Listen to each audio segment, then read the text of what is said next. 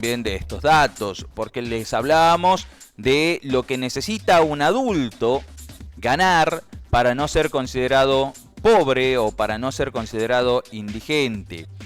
Si tomamos en cuenta ese número que se los recuerdo por si se lo olvidaron, un adulto en el mes de julio, para no ser pobre, necesitó ganar 291.472 pesos. Ustedes me dirán, bueno, seguramente hay algunos que dirán, no, yo gano más de eso, se está ganando más que eso. Algunos ganan 300.000, 500.000, 600.000, algunos no lo llegan a ganar. Pero ese número hay que tenerlo bastante en cuenta. ¿Por qué?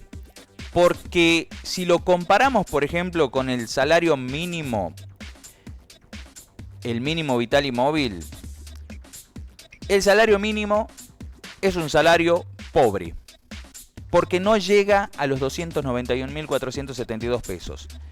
Y acá la contrariedad, ¿no? Porque el gobierno fue el que fijó el salario mínimo vital y móvil y lo definió en 254.231 pesos.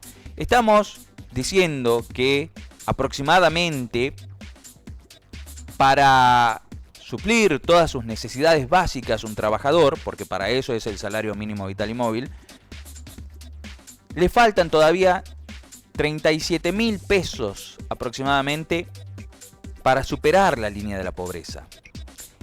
El salario mínimo está por debajo de lo que necesita un adulto para suplir sus necesidades.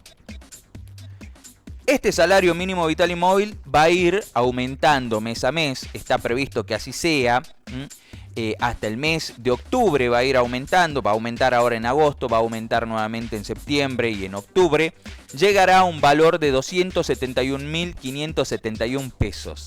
Es decir, aún con los aumentos, ese salario mínimo va a seguir estando por debajo de la línea de la pobreza.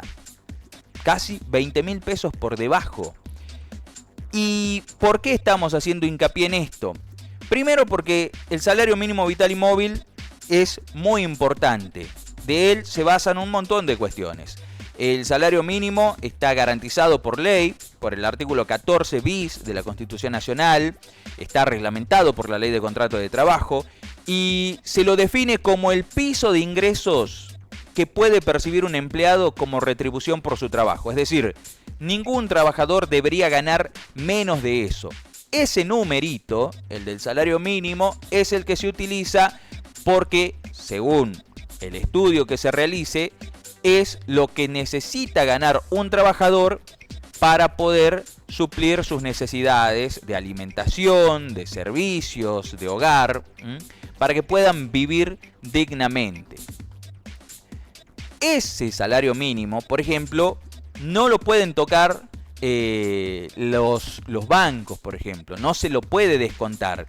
Uno, por ahí, quizás que está registrado, trabajando en blanco, gana más que ese salario mínimo vital y móvil por un montón de ítems. Los que trabajan en el Estado también ganan más que ese salario mínimo vital y móvil porque tienen también un montón de ítems que se les abonan en negro, pero cuando sacan algún crédito, se endeudan y el banco les retiene parte del dinero, no pueden tocar más allá de esa cifra. Esa cifra le tiene que quedar al trabajador, a excepción, por supuesto, de cuando se trata de alguna cuota alimentaria, por ejemplo, ¿no? Que por ahí se separan los papás, el papá tiene que pasar la cuota alimentaria, bueno, ahí sí se puede tocar el salario mínimo vital y móvil. Si no, no.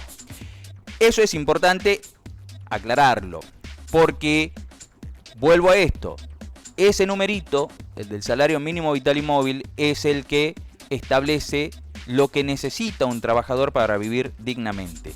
Y ese numerito lo estableció el gobierno este año, porque no hubo acuerdos, recordemos, entre las partes, entre los empleadores y los trabajadores, y tuvo que intervenir el Ministerio de Trabajo. El Ministerio de Trabajo, nuevamente, ya lo viene haciendo desde hace tiempo, volvió a establecer cuál va a ser el salario mínimo vital y móvil.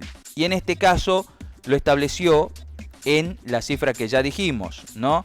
254.231 pesos, que sigue quedando por debajo de la línea de la pobreza. Ahora, ¿qué pasa con esto? Ese básico, ese salario mínimo, es la unidad de un individuo.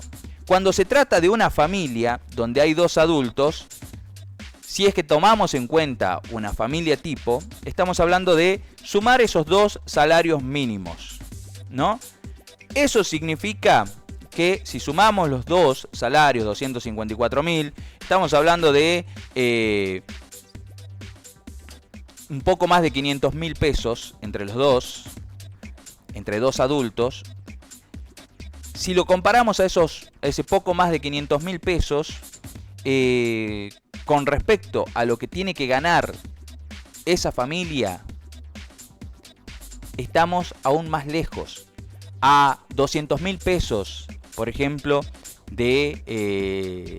no, estoy hablando de cualquier cosa, 400.000 pesos aproximadamente por debajo de lo que debe ganar una familia para no ser considerada pobre. ¿Se entiende la gravedad de esto? La burla que significa el salario mínimo vital y móvil es calamitoso. Y desde que asumió el gobierno, curiosamente, el nuevo gobierno, el valor del poder de compra que tuvo el salario mínimo se fue perdiendo de una manera calamitosa. En julio quedó unos 37.241 pesos por debajo de la canasta básica total individual. Y si lo tomamos en cuenta, como lo decíamos, a nivel familiar, y son 450.000 pesos aproximadamente, un poquito más, que queda por debajo. Y este número lo definió el propio gobierno. Mismo gobierno que definió las subas para los próximos meses. 262.432 va a ser el mínimo vital y móvil en el mes de agosto. 268.056 pesos en el mes de septiembre. 271.571 pesos en el mes de octubre. En base a este mismo salario se establecen las pautas para negociar por allí cuando llega la época de paritarias, cuánto es que se va a ganar. Y esos 271.500 pesos de agosto van a seguir estando por debajo de la línea de la pobreza del mes de julio, con un atraso mayor a 3 meses. ¿A cuánto estará para el mes de octubre la canasta básica total? Bueno, números que analizamos, algunos datos. Estos son datos, no opiniones. 13 horas, 32 minutos en todo el país. El salario mínimo vital y móvil sigue estando una vez más por debajo de la línea de la pobreza.